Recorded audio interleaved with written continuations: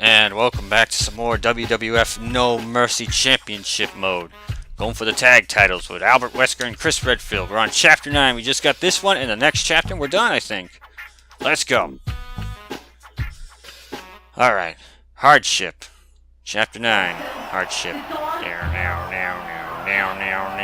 Getting heavy with that, Triple H. What are you going to do, Triple H? What do you want? What do you want from me? Come on down and show me what you want. Wesker, I'll give you a title shot tonight. Oh, that's right. You don't have a partner anymore. But tonight's match will not change. Oh boy. Do you understand? Okay, how can you give me a title shot in a tag match? Or say, give me a title shot when I'm the champion? I am facing Head Cheese. This is the greatest thing ever. Handicap match. Oh, WWF Tag Team Championship. That's great. Handicap. What does everybody want? Oh, the innuendos with this theme song. Al Snow. What does everybody want? What does everybody need? Hilarious.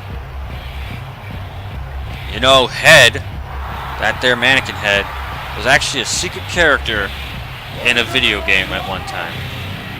WWF Attitude. She was a floating head with floating gloves and floating boots. She was one of the funnest characters to play as because her entire body was invisible and it was weird as hell. That's what I miss about some old games. Nowadays they're trying to go for so much realism, which you know isn't bad. Hence why the creative character mode is considered so well received because you can make such cartoony things. Like, go look up like Royal Rumble created characters. You got like Batman, Captain America, SpongeBob, Kirby, all in the matches, which is great. But some people complain, like in some of the recent SmackDown games, about some of the hidden characters, like Undertaker's Druid being a hidden character in one. Some fella named Tony, which I didn't understand that. A masked man. But you know, I didn't mind that because I thought it was awesome. Especially, I forget which SmackDown vs. Raw it was, but it had red and green as hidden characters. The, what do you call there? The created character moveset dummies. Which I was like, this is the greatest thing ever. Why didn't they do this way before? And they're like, yeah, we're just doing it now because, you know, hey, why not? Alright, I gotta toss one out. Take care of the other one. This is a tag match, right? No, it's a handicap match for my tag titles. See, I just beat the hell out of Al Snow, who's rocking some really cool looking pants right now. And Steve Blackman, who apparently has a really cool theme song and apparently hits like a motherfucking train. Just beat the hell out of me. That's fine. I'll beat the hell out of you, Blackman.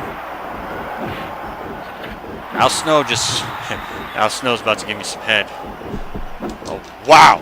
I was about to tear his head right off, but he ducked just in time. But yeah, what else was a fun unlockable in some games? Of course, them having Paul Bear. Paul Bear's always a fun character to unlock. He's in this game, but he's more of a palette strop with Michael Cole and all them. The Ho just out of nowhere. Yeah, let's make Godfather's Ho a playable character. Alright. What game was it? WCW Thunder? It probably has the most weirdest unlocks ever. You got a cow, a bear. It's amazing. It's amazing. I love it when they were able to do silly things. And granted, people will be angry nowadays that, hey, you know, you could have put somebody from the main roster on. But you got to remember something when it comes to these games. They have to sign over their likenesses to be in the game.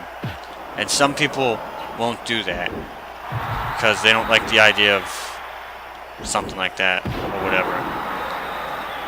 So yeah, hence why it took so long for like Goldberg to return and all that. They have to sign their likenesses over and whatnot. So like if out of nowhere they're like, hey, you know, Clinker Roth, we want you to be in a wrestling game. I was like, okay. Which, fun fact, Fred Durst was actually unlockable in two, count them, two WWF or WWE games. The first one, of course, being Just Bring It, and the other one being on Raw for the original Xbox. I kind of like Fred Durst's way of becoming an unlockable character. Yeah, you can use my song, but I want to be a playable character in the game. I'd do it. I'd be like, yeah, that's cool, man. Get you out of paying royalties for the theme song, right? And if that's how the story went, though, that's what I keep reading somewhere.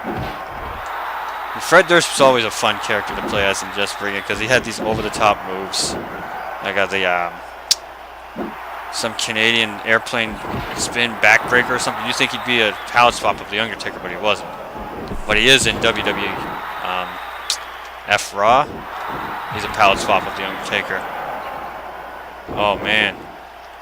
Come here, Al Snow. And let me stun you. Whew, that was stunning. No, no. Thank you. I said. Stop it. I'm actually kicking some ass in this match, which is good. 1, 2. Damn. I'm gonna try to get me some head right now. Yeah! Break Al Snow's neck.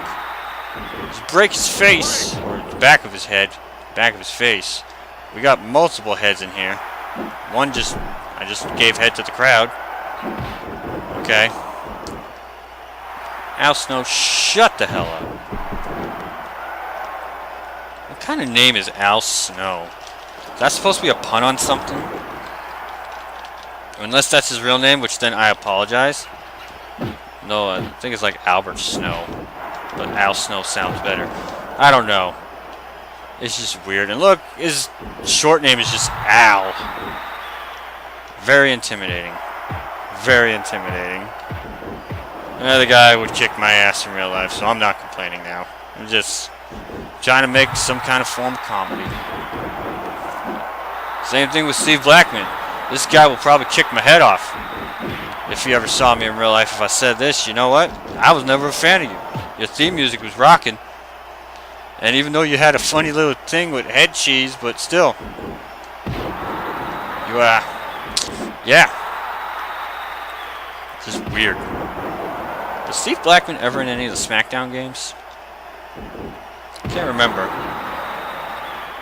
'Cause I know some characters made it into SmackDown games while some didn't. And some made it into other games while others didn't. Like, what's a good example? In Day Reckoning. Or Day Reckoning 2. One of the Day Reckonings. It didn't have, or neither Day Reckoning has the Dudley Boys in it. But the Dudley Boys were in SmackDown vs. Raw 2006, I want to say. I think that was their last WWF game they've been in. Yeah, anyway. I think the next game that the Dudleys were in were TNA. TNA's Impact video game. Which isn't that bad. It's alright, it's just not great. I don't own it, but hey, I was thinking about maybe getting it just to do a playthrough of it. Look at me just rambling on, and I just nonchalantly just beat Head Cheese in a handicap match. And you know what that means? We're gonna save the final chapter for the next time here. I just beat the hell out of Head Cheese. That was a very easy match, you know, compared to how far we are in this chapter 9. That they stood no chance. I hope you enjoyed that. I hope you enjoyed me rambling on. Al Snow looking at you like he's saying, I'm about to eat your children. My name is Clinker Ross. Stay tuned for the final part of this Tag Team Championship playthrough of WWF No Mercy with Team Stars, even though we just only had Wesker for the past couple videos.